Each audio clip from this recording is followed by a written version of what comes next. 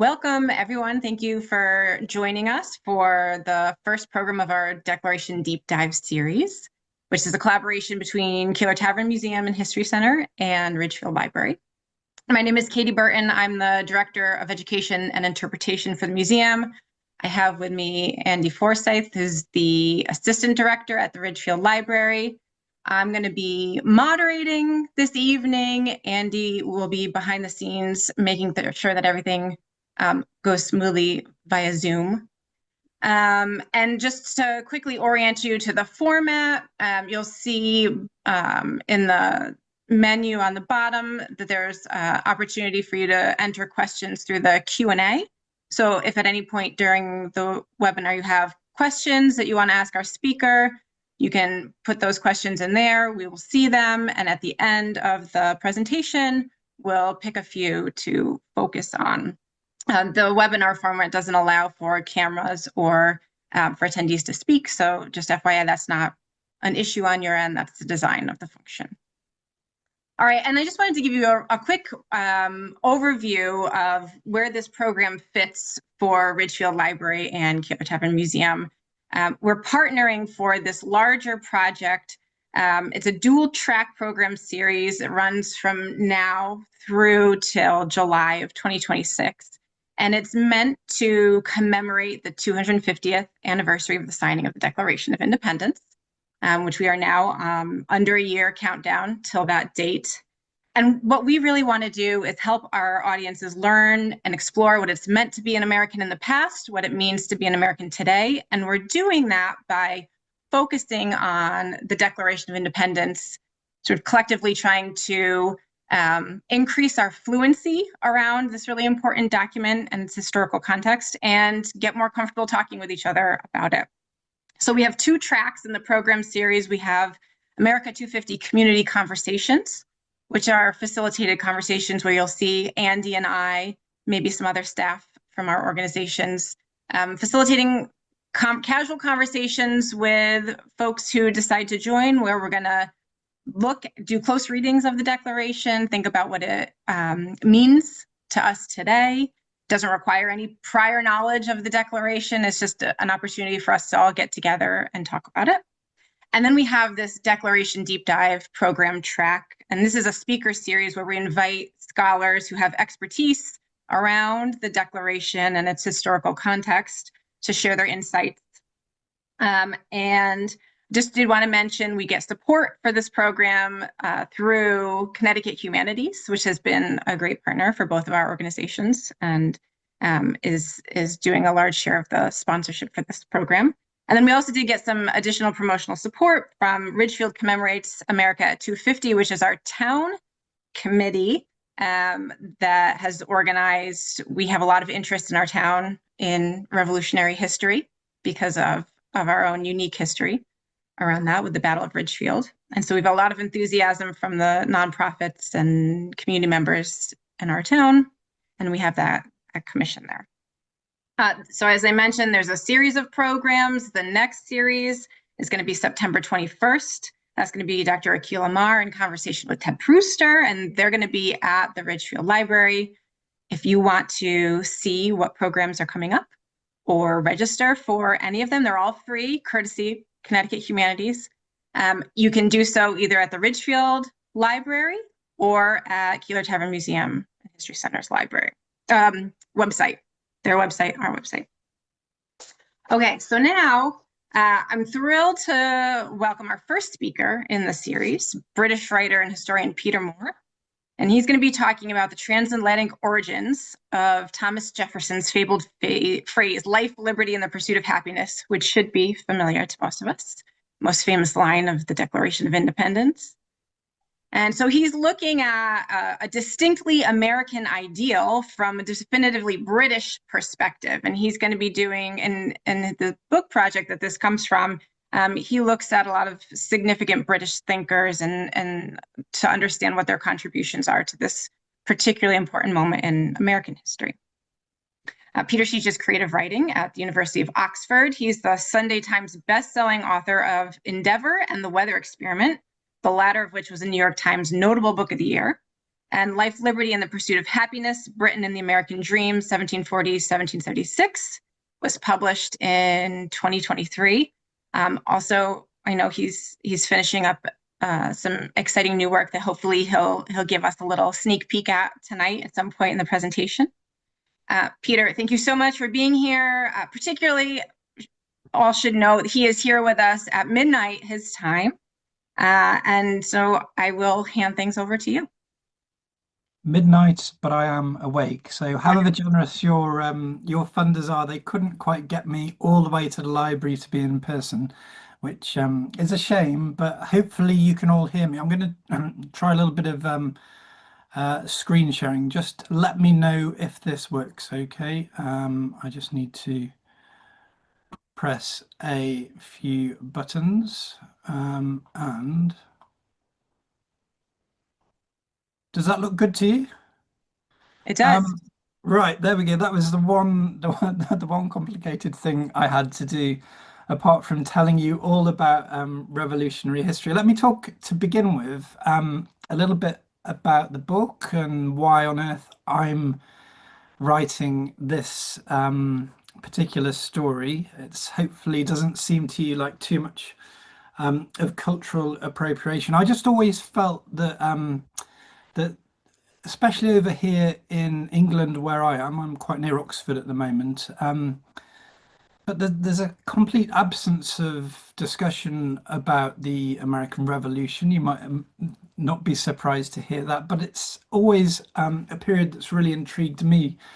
I'm really a historian of the 18th century, and you can't be a historian of the 18th century and miss out the Declaration of Independence and the American War that followed. A few other things though. I grew up quite near Lichfield in Staffordshire, which is where Samuel Johnson came from, and I was always very intrigued by Johnson's links with America. Particularly, there's a brilliant scholar called Jim Basker, who is very well known in the States. He's at Columbia University now, I think.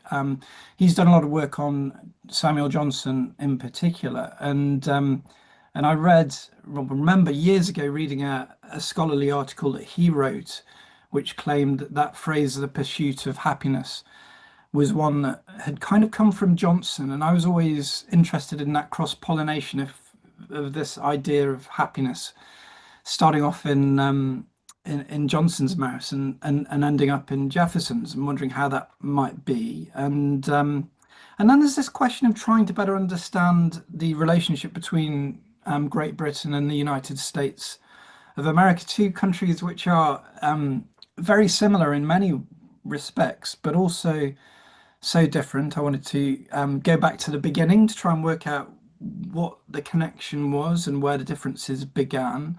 I've got family in America as well, in Westport, Connecticut, which I don't think is too far away from where you are. So that was another little catalyst. And a few years ago, I started thinking about this phrase of Jefferson's, "Life, liberty, and the pursuit of happiness," and really, it's the most quintessential of all sentences or phrases in America. You hear it as a stump speech among politicians all the time.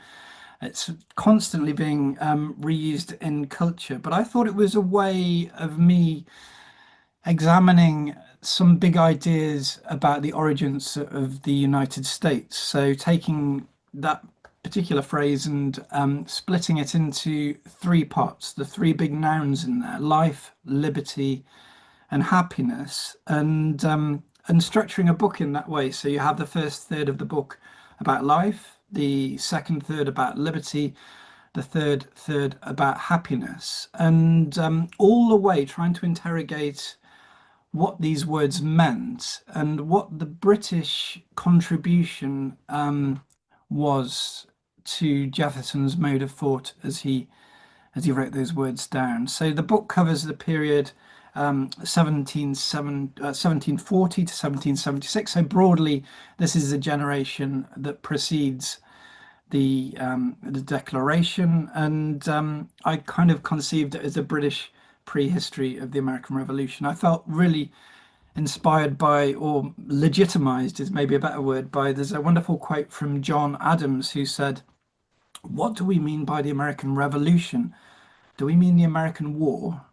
The revolution was effected before the war commenced. The revolution was in the minds and hearts of the people. So, really, this is a story which goes in advance of the fighting. But as Adams is pointing out there, and which I think we all know, that by the time the fighting begins, much of the thinking has been done. And it was the thinking that I was interested in. So, no battles today, unfortunately, for those of you who would like them. I'm going to start off with this picture, and rather than trying to do everything in this short presentation that I've got, which will be about half an hour, I guess, and then there's going to be time for questions. I wanted to do one thing in specific today, which was to look at the question of liberty, and in particular at the story of a man called John Wilkes. And when I say John Wilkes to you, a lot of you will immediately think of the man who shot Abraham Lincoln, and that's not the right John Wilkes at all, because there was another one roughly a century earlier. And let me tell you, I think he had a huge influence on the revolutionary period. And I'm going to go through his story today, but it begins really with me talking a little bit about English liberty. And this is really an emotional and cultural concept as much as anything at this point. The picture you see here is a kind of quintessential English landscape of the 18th century. You can see there's the parish church, there's the castle on the hill, there's the small holdings, there's the fields, there's the cottages behind. And this really is what people would have thought of when they heard that phrase, English liberty. And not only people in England, but one of the things that really struck me when I was starting out on the book was that you have to really invert the way, or the way that I think in specific about liberty, because today I think of liberty being something that we look west across the Atlantic to the land of liberty, to the United States of America, where this kind of great republic of freedom. And in the early 1700s, it was really the other way round, where you would have people. Hang on, I'm getting lots of links coming up on here, but I'm going to ignore those for the moment. Yeah, so you would have. Let me just get rid of that. You'd have people looking eastwards across the Atlantic to Great Britain, which was, in many people's minds, the epitome, the paragon of what a free and prosperous progressive society should be. And this is obviously the image that I've chose to represent that. But it was really a rare and quite fragile thing. Broadly, liberty meant freedom from tyranny, but more distinctly, people thought of it as the right to live with some independence within a legal system that protected them from the malignant reach of arbitrary powers in a property of their own that was safe from intruders. And this last point, this kind of safety of your home and the sanctity of private property, was a really powerful one. William Pitt the Elder, who was the great war hero, the kind of Churchill of the 7 Years' War, as we call it over here in the 1750s, early 1760s, talked about this. And he said, "The poorest man in his cottage may bid defiance to all the forces of the crown.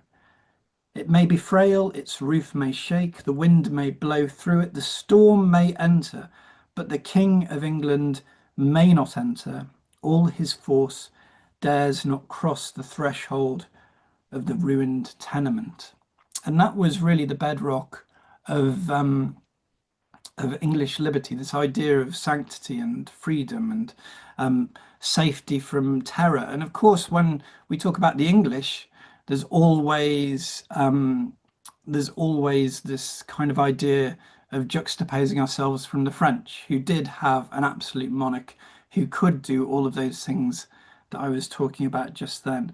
And as well as knowing where it came, what it was, people knew where English liberty came from. It had materialized 1,000 years before out of the wild woods of Saxony, and it had been carried across the sea to the island of Britain, often attacked in the years before and after the Norman conquest, when tyrannical kings snatched at the ancient freedoms of the Saxon communities.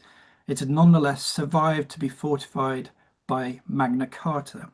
It had endured another series of formidable, violent, and bloody assaults during the time of the Stuarts in the 17th century, but the triumph of that time was that so far from being destroyed, the old English liberties were actually renewed at the Glorious Revolution. So the 17th century, for those of you who don't know English history so well, was a time of the first revolution is our own civil war in the 1650s, and then there was a bloodless one called the Glorious Revolution.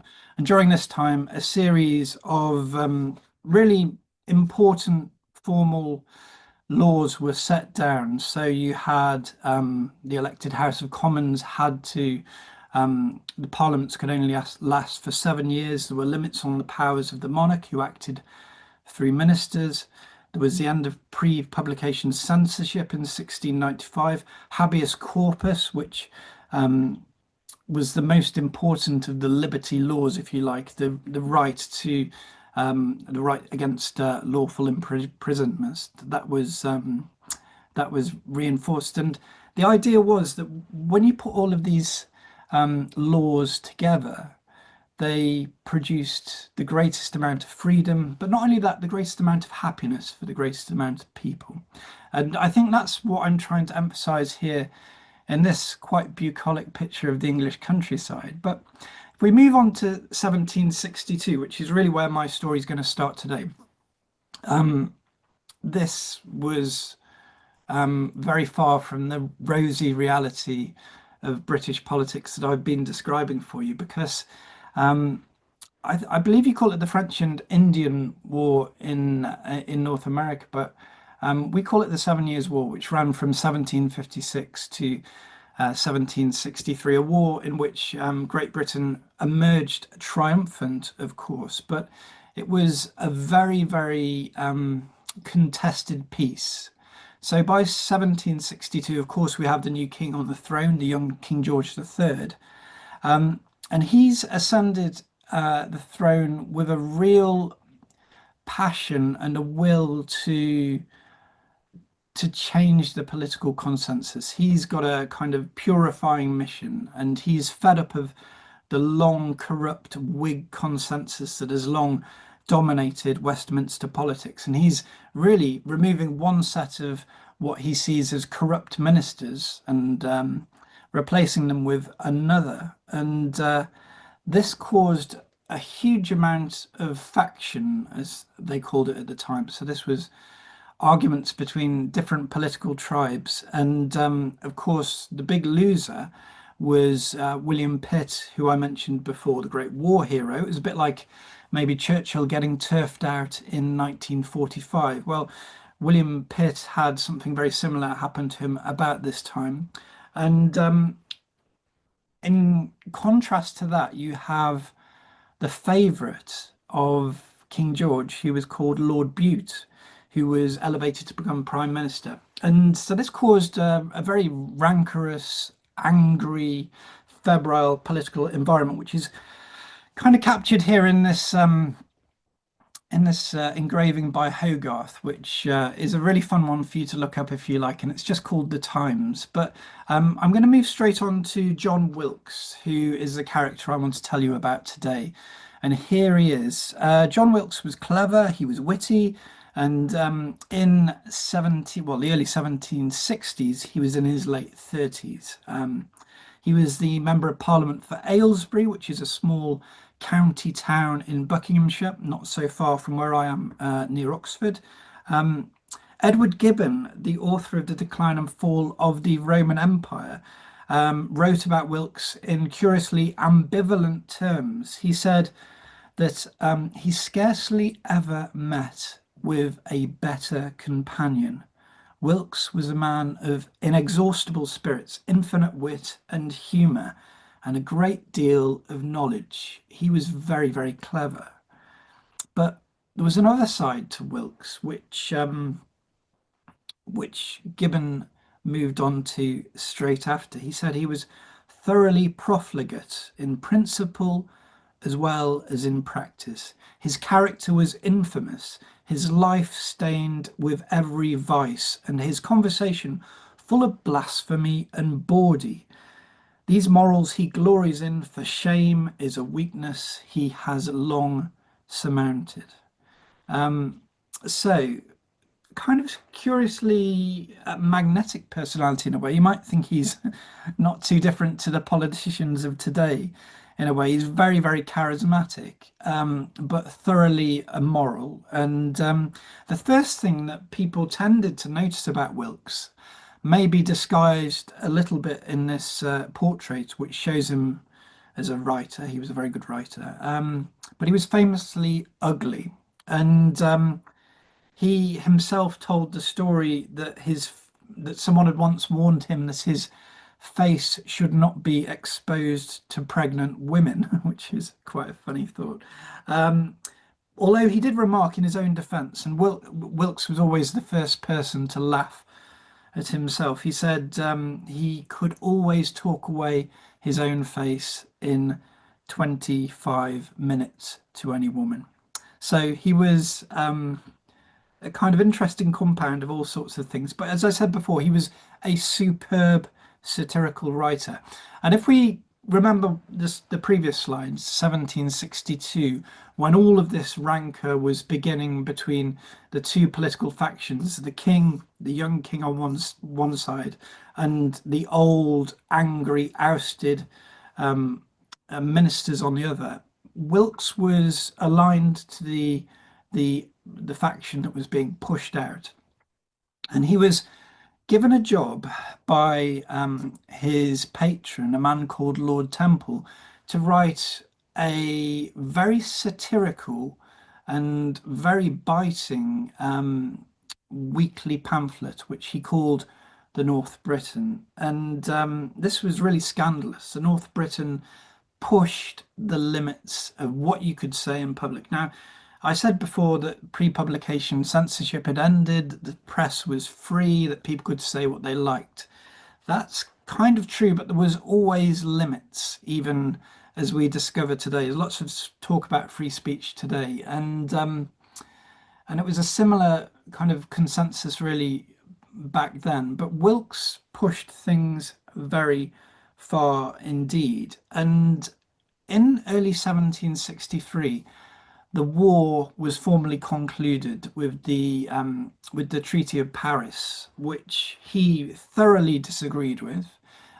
He thought it was a bad idea to end a war that Britain was winning and winning well. And he was horrified when he saw that the French, as he perceived it, were given a very fair settlement by the terms of the treaty. And he blamed Lord Bute for this, of course, and he blamed all the people who were around the king. But on the 23rd of April 1763, he went one step further. He actually directly criticised King George himself, who he accused of, let me see if I've got the words here. He said that the king was prostituting the role of the crown, and he accused him, in essence, of lying to the British public in a speech in Parliament. Now, the number of the North Briton in which this was done was number 45. It was the 45th edition of the North Briton. And by this point, it was pretty much known that Wilkes was the author. He was writing anonymously. He was doing his best to make sure that it was printed by a clandestine network of printers. and he thought that he was protected because he had a special legal status as a member of parliament. Members of parliament could only really be arrested in three specific instances: if they'd committed a felony, if they were committing a breach of the peace, or if they were plotting treason. Those were the only three instances in which a member of parliament could be arrested. And furthermore, Wilkes didn't think that there was any evidence to connect him with the North Britain. But it was pretty much an open secret by this point, and very soon after number 45 was published, the king directed his chief ministers, his secretaries of state, to have Wilkes prosecuted to the, kind of the limit of the law, I think. And over the days that followed, this is at the end of April in 1763, a series of arrests started to take place. To begin with, it was minor people. These were the printers, the publishers, the booksellers, these kind of people. But then on the 30th of April 1763, Wilkes was targeted himself, and one contemporary put it rather colourfully, that the 30th of April 1763 contained such a series of singular and extraordinary transactions as perhaps are not to be equalled in the annals of any civilized nation. Now, everyone knows the 4th of July 1776. I'd make a really big case for the 30th of April 1763 being a big date in the century. Now, I'm going to tell you what happened, and I'm going to do this. Hopefully, this will be good fun. We've got some charts for you, or some maps for you to look at here. This is Georgian London, and for any of you who are familiar with London, you might be able to work out where we're talking now. But essentially, where you see New Palace Yard, which is on the kind of centre right of your screen, that's more or less where the Palace of Westminster stands today. This is where Big Ben is, next to the River Thames, which is just there. So you can see the side of the river, and a short distance away you see the location of John Wilkes as he woke up on the 30th of April 1763. The other characters that I've noted are what were then called the King's Messengers. These are like proto-policemen. This is before there was a police force in London. So these were people who had been stationed to apprehend Wilkes. They'd been given a warrant for his arrest. But interestingly, there was something about this warrant I should tell you about now, because it's very important. There was no name written on the warrant. It was a general warrant that was written to apprehend the writers, the printers, and the publishers of North Britain number 45. Okay, so Wilkes gets up. He stands. He walks out of his door on Great George Street. You can see there, and he turns to the left, and he's walking towards where Robert Blackmore is standing, and he confronts Wilkes. Blackmore does, and Wilkes. I don't know if this is a tip which would work today if you're about to be arrested, but Wilkes does something very, very British, which is quite enjoyable. He holds out his hand and he says, "Good morning to you, sir. Very nice to meet you." And Blackmore shakes his hand by instinct, because Wilkes was a gentleman, and he therefore demanded respect. And at that moment, Wilkes slipped past him, and he dashed all the way across London to see what was happening in Fleet Street. Now, this is the early morning of 30th of April 1763. Again, those of you who know London might be able to work out where we are. 17 Gough Square, that's where Dr. Johnson lived, just off Fleet Street. This is the great area of printers between the cities of London and the city of Westminster. And just where you can see the approximate location of Richard Balfe's printing shop is where Wilkes traveled to. And there's a wonderful section of description I didn't have time to go into this morning, where Wilkes attempts on his own this morning, having evaded the messengers, to print on his own number 45 North Britain and to keep the circulation going, because he's aware that he's going to be arrested at this point, and he feels that the best thing he can do is keep his publication going. But that doesn't really work out. The printing is beyond him. And by the mid-morning of the 30th of April 1763, we're back where we started in Westminster. During this whole time, there's been a massive manhunt for Wilkes. Where is he? There's people dashing all over London. And all of a sudden, he appears back outside his house, where the same messenger attempts to arrest Wilkes for a second time. And Wilkes says himself, I advised him to be very civil and to use no violence in the street, for if he attempted force, I would put him to death in the instant. But if he would come quietly into my house, I would convince him of the illegality of the warrant and the injustices of the orders he had received.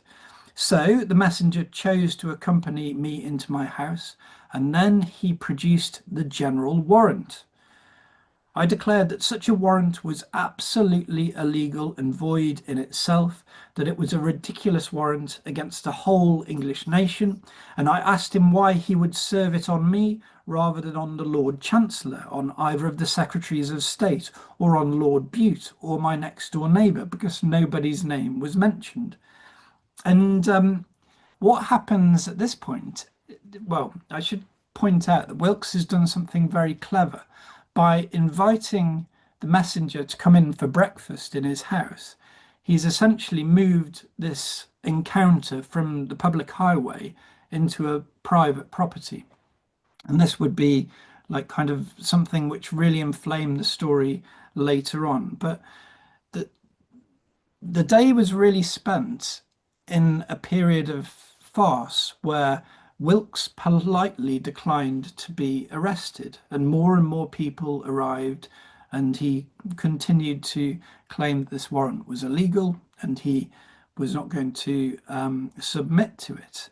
Eventually, he did give his sword to one of the messengers. He took the names of everyone who was arresting him, and he was carried the very short distance to Lord Halifax's residence. Now, he's the Secretary of State, and he lives a few doors down the road, so it wasn't a very long journey, but it was one that Wilkes was sure was illegal.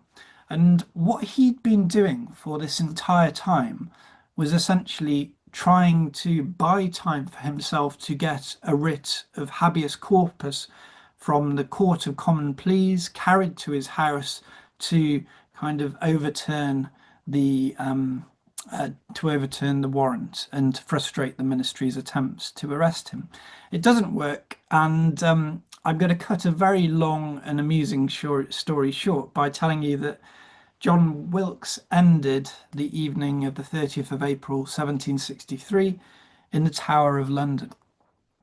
Now, it's probably worth at this point pointing out why I'm telling you this story, because you might wonder why this kind of arrest of an MP from a provincial town in England has anything to do with Thomas Jefferson and the Declaration of Independence. Well, at this point in the pre-revolutionary story, there was an obsession with British politics in American newspapers, in political life, in polite society.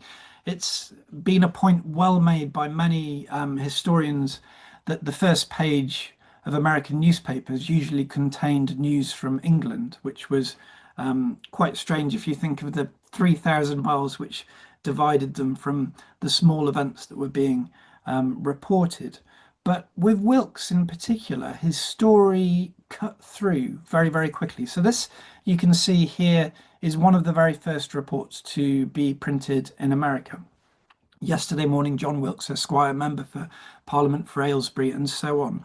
But then this story developed, and number 45, North Britain, was reprinted in its entirety in the New York Gazette. And Benjamin Franklin had to step in to stop David Hall, who was by then managing the Pennsylvania Gazette, for him from reprinting it himself. So the story quickly made its way across the Atlantic. And one of the weird things I found was that really some of the best material to be found about the Wilkes case in 1763 and later on was to be gathered from the American newspapers because there was this huge appetite for the story. And I think the reason for that is one that's worth pondering. And scholars have long talked about, the big question is, why did the revolution happen? Was it an ideological revolution? Was it an economic problem? These are the two big schools of thought. But one very persuasive idea, and one I believe was put down by Bernard Bailyn, the Harvard professor, in his Pulitzer Prize winning book in the 1960s, when he talked about the paranoia of the colonists that their liberty was going to be taken away from them. And Wilkes's story played into that paranoia. It was something they were incredibly sensitive towards. So if you look at American newspapers, which are so freely and readily available online now, throughout the summer of 1763, you can follow this wonderful case in all of its detail. And Wilkes's story was only just beginning. I'll just give you the bones of it now because I don't want to waste too much time on all of it. But having evaded the establishment once in April, I should say, he managed to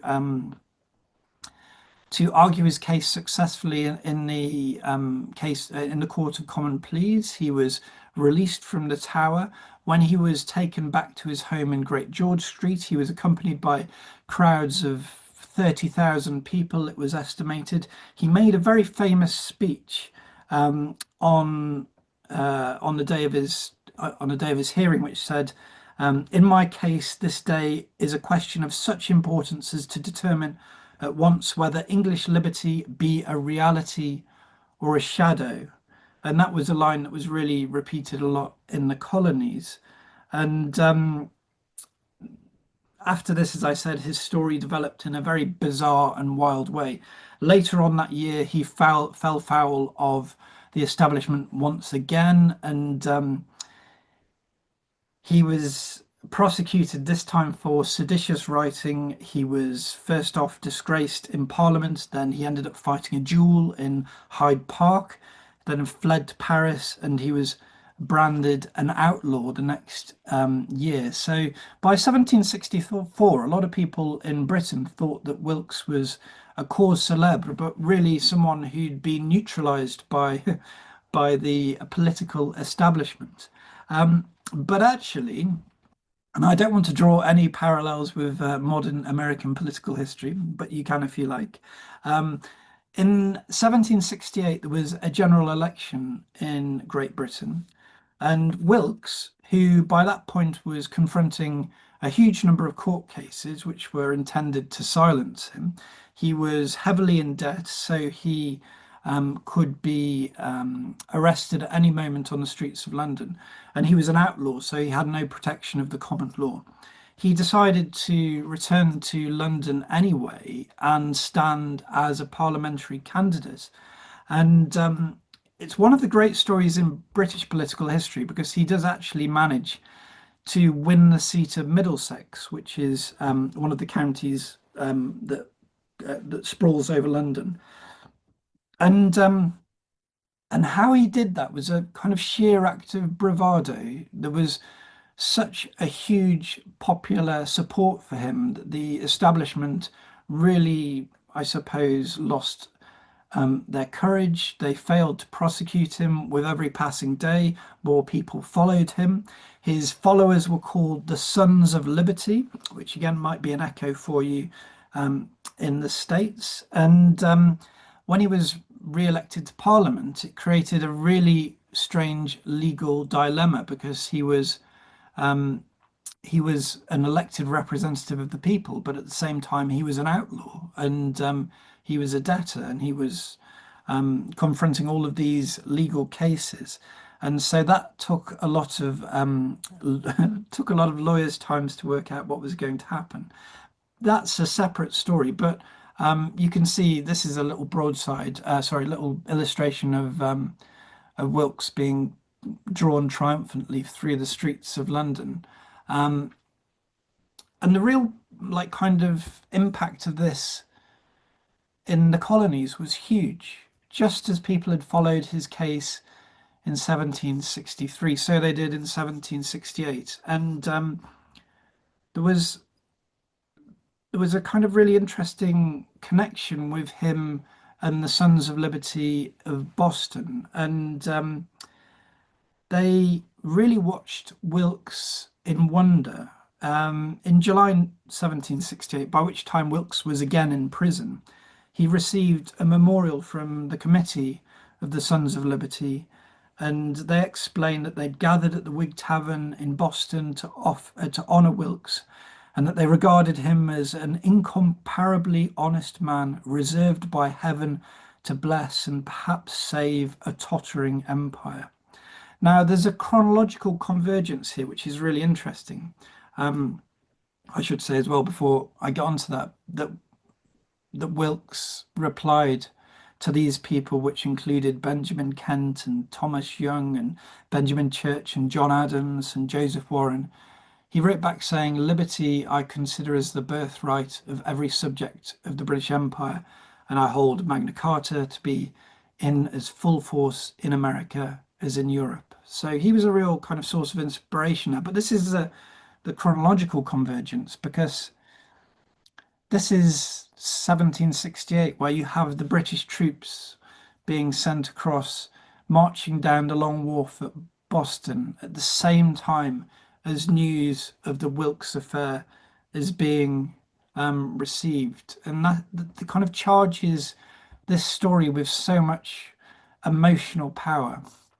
Um, this is what Bernard Bailyn says about Wilkes. He says John Wilkes's career was crucial to the colonists' understanding of what was happening to them.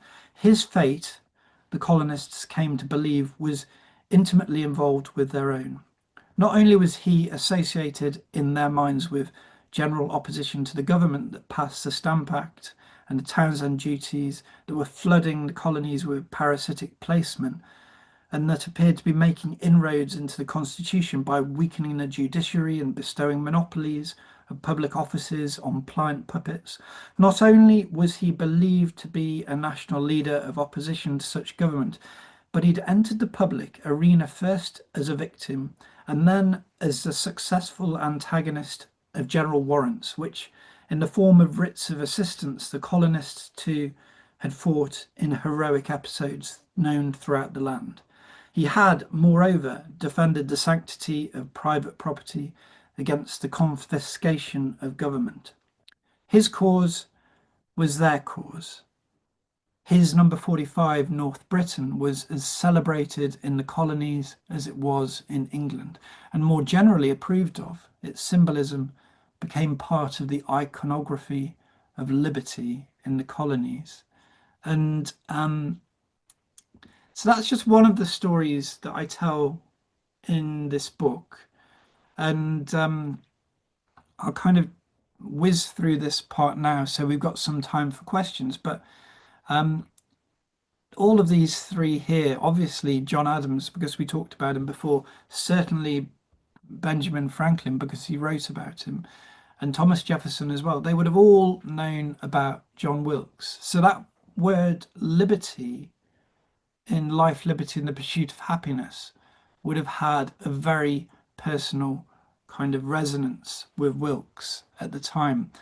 The chant Wilkes and Liberty was one which really kind of resounded throughout Great Britain, resounded throughout the colonies. The chant number 45 was the great revolutionary number. Um, Again, there's a bit of an echo today in our own times. And I'll go through some of the other echoes very quickly. This is another of my characters, William Strahan, who was a great friend of Benjamin Franklin and a printer in London. He said, "I wish the liberty and happiness of all of our brethren with you."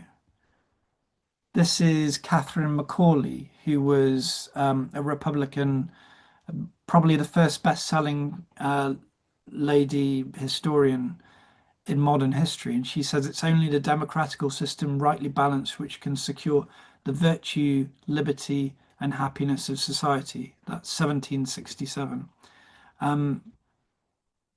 This is Johnson. I can't quite read his out because his words are hidden behind some phrase there. But this is the idea of the pursuit of happiness coming from Johnson.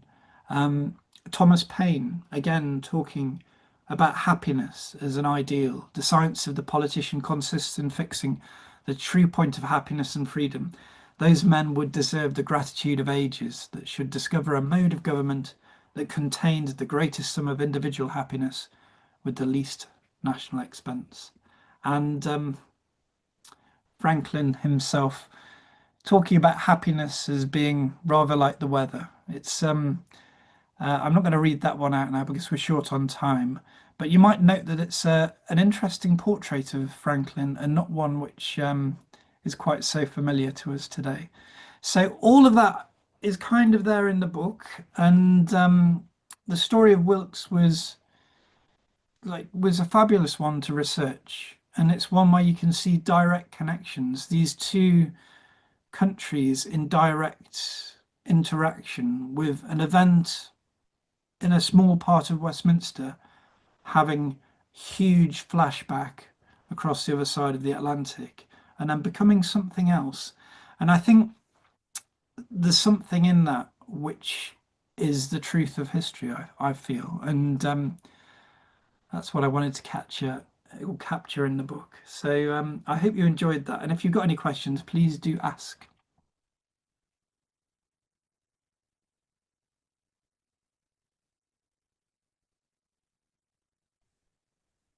Thanks, Peter. That was excellent. I know I have some questions. Wait to see if we did have somebody who wanted to know, is there any connection to Wilkes-Barre, Pennsylvania with your Wilkes? Yes, exactly. So that was named. So I'm always a bit timorous about pronouncing that because I never know the second half. How do you pronounce the second half? Yeah, so I lived there for a little bit. It's Wilkes-Barre, but if you are a local, it's Wilkes-Barre. But Yeah, that okay. you really have to have been there for generations. So you can see why I don't go there very Yeah. often in the pronunciation sense. Yeah, so that's John Wilkes. That's where that name came from. But then the second name, which is in Unity, which I won't pronounce as I say, is that was the name of someone who also stood up in the House of Commons um, and basically attacked the ministers, the Grenville, the nasty kind of mean ones who were sending the armies across, who stood up and said, "This is ridiculous. Why are we attacking our own, kind of cousins?" And so, yeah, that's Wilkes there. Exactly. Yeah. Excellent. We have somebody who's asking just for a clarification when you talked about the 3 reasons for Wilkes's arrest. You said one was plotting treason. So no, that's not 3 reasons for his arrest. So there were only 3 scenarios in which a member of the House of Commons could be arrested. The first of which was if they'd committed a felony. The second of which was if they were guilty of a breach of the peace. And the third of which was if they were plotting treason, which is obviously the worst of the. And Wilkes didn't think he was doing any of those, so he thought his parliamentary privilege should be able to protect him. And that actually, to be honest, to get into the neat legal nitty-gritty, that was correct because in the Court of Common Pleas, after he went to the Tower of London, that was the violation, and that was why he was released because they wanted to uphold his parliamentary privilege. And yeah, it's a really interesting legal case on as Yeah. well as anything else. And this person's following up. They're asking if there are any other American political supporters who were also arrested on any of those grounds around that time. Well, the big thing is the writ of assistance. I'd look at that because if you want to, because obviously different jurisdictions, different colonies did things in different ways. I'm talking about Great Britain. Um, but the general warrants case with Wilkes was obviously particular to England because we've even got distinct law from Scotland. And in was it in Massachusetts you had the writs of assistance case. You can go and have a look at that, but it's a very, very similar question because it again comes down to liberty and the sanctity of property and people violating that. So you might want to go and investigate that as a kind of connected issue. Yeah. Speaking of property, we have a couple of people, and this was on my radar too, thinking about pursuit of happiness. There's been scholarship around that that links happiness as really meaning property rights. And we have a couple of people who are asking about that. This is sort of coming from Locke. Yeah, well, comes from Locke. Yeah, so there's a modification with so happiness was, and you're right, you're absolutely right. There's some wonderful work going on about happiness being the big driving force of the Enlightenment. This kind of quest to move away from maybe what you would call a pre-Enlightenment society where there was a big emphasis on getting safely and happily to heaven, or if you were going to have any happiness, it would be in the afterlife. Whereas the 18th century was a kind of more impatient because they wanted to have happiness on earth before they got to wherever they were going. And so some great scholarship about that. I think property and happiness are the distinct concepts. And yeah, I've got quite a lot to say on that because I think that's between Locke and Jefferson. You see the kind of the pivot from like this kind of idea of property maybe being the foundation of happiness, but then happiness actually becoming like kind of more prominent and something, I suppose, in a way, like we think of happiness as more of an emotional thing today, like the happy emoji. To them, it was more of a settled state of tranquility, something a bit more Epicurean. That's probably a good way to term it. And yeah, that's. I hope that answers kind Oh, of. that's great. Yeah. Um, a couple more clarification questions. How long was Wilkes in prison and how did his life end? Yeah. Okay. So Wilkes was in prison on various occasions. So the first time he was there for, I guess, 10 days, 2 weeks, that kind of time, in 1763. Um, if you fancy some fun history, you should read about Wilkes's story later in the year because it gets really crazy. But like latterly, when he comes back, you see, because we ended up in this legal tangle with him being re-elected in 1768 because he was an outlaw, and can an outlaw sit in the British Parliament? Massive question. Um, and what happened then was that he was jailed for 2 years at the end of the seventh. So after this kind of subsequent return, so 1768 to 1770, he was in the King's Bench prison. But he lived, it was like Wilkes's palace. People used to it wasn't bad. It wasn't a bad prison. It wasn't like going to the Bastille. He had his suite of apartments and he used to dine on roasted turtle in the staterooms and things. So, yeah, very nice prison, I suppose. Sure. Excellent. I wanted to pick up because when you're talking, I liked your encouraging us to think about modern day parallels. And one of the things that I think is really interesting is the sort of this tension. First of all, I love the idea that there's a ideological economic, but then there's sort of like this like celebrity culture reason for promoting some of these ideals of the Declaration. But so when you talk about um, this idea that he's an outlaw, right, and that he builds this cult of personality and around this idea of being an outlaw and evading the establishment. I think this is really interesting. At our museum, when we talk about the American Revolution, we'll talk about some of the language that people use to identify, because a lot of Americans are used to thinking about, well, obviously the Patriots won, right? And obviously the Patriots were in the right. And so we're trying to orient them and get them to think about, well, it was actually really risky to go against the crown. And so we try and emphasize that word rebel a lot, right? Like that people are rebelling or being part of an insurrection, if we want to think about like more modern connections as well, right? And could you maybe talk a little more about that, like that particular notion of outlaw or rebel or Well, I insurrectionist? think, yeah, I mean, so he really epitomized this idea of someone who, I mean, he had huge personal courage. Whatever you think about Wilkes, and there are people Yep. who don't even think he's a serious character because Mm, he was so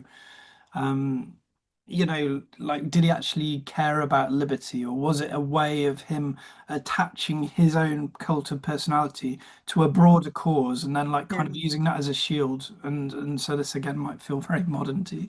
Mm, This is a valid question, but what he did in a way is that like we're people, right? We respond to people, like, and I mhm, think in any movement you need to have a figurehead. It's all right having ideas are fine, but they kind of float around in the ether. What you really need is someone to give you like kind of a sense of purpose and a sense of style and a sense of delivery and like kind of animation. And I think he probably did that. And I suppose what I was kind of hinting at with um, like kind of this connection with the Sons of Liberty in Boston is that at this point, these are kind of quite respectable, gentlemanly characters who are like mm, local lawyers or whatever. So, what is the thing which turns those people into revolutionaries or rebels? Because like we all think of, we kind of have our polite jobs, we do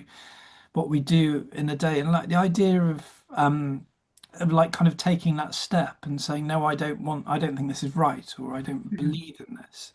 That's the kind of the critical step in a way, because then after that you're there, you're going. And I suppose why I think Wilkes does matter is that I think it's a question of chronology, because if you look at when these events were happening and you look at how widely they were reported, they could have been like kind of fundamental to that transformation of people who are actually much more central to the story, the John Adamses or whatever mhm. that come afterwards. Um, so yeah, I think it might be the law of unintended consequences, the Lorenz effect or whatever, the butterfly wing thing. Yeah. But I think that's how history works, is something happens somewhere and there's something goes off somewhere else.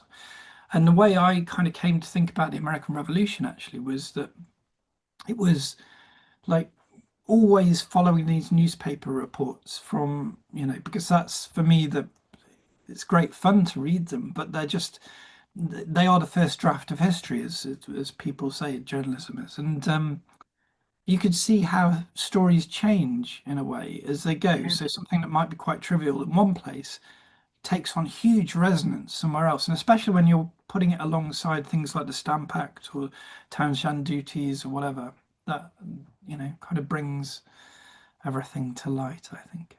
Yeah. Yeah. That's really, we do a lot looking at comparing the British newspaper's take of the Battle of Ridgefield versus the American newspaper's take of the Battle of Ridgefield. And the British didn't even call it a battle, they called it a skirmish, right? They said it was no big deal, right? And so I'd imagine that there's similar the English newspapers are doing something depicting that story very differently than how we're seeing this Yeah, I think storytelling today, evolve and grow. I mean, it's great today because we're much more, I think, because the media's developed so much, we talk about narratives. Everyone's always talking Yeah, about narratives and news yeah, cycles, but they didn't have this vocabulary to understand things because it was all so new. I mean, the yeah, first proper daily newspapers weren't really around until the early 1700s. yeah. And so journalism was kind of finding its feet and Mm. it was pretty raucous. But I mean, one of the great joys of my life is just reading 18th century newspapers because they're always interesting. Yeah, Yeah, anyway, that's I think that's kind of where my interest lies, I suppose. yeah, absolutely. All right, we have one more, if you don't mind, we have one more question with somebody who's asking if you could just say a little bit more about, and this was very interesting to me too, the paranoia of the colonists and how that shapes the revolution. Yeah, well, so again, this kind of plays with the last point that Yeah. I was making, but so like the big one of the big questions, so maybe if you were to boil down like kind of a lot of the, the events down to like kind of one of the big ideological questions is um where sovereignty lay. Okay, so sovereignty basically meaning who has the final say. Okay, Yeah.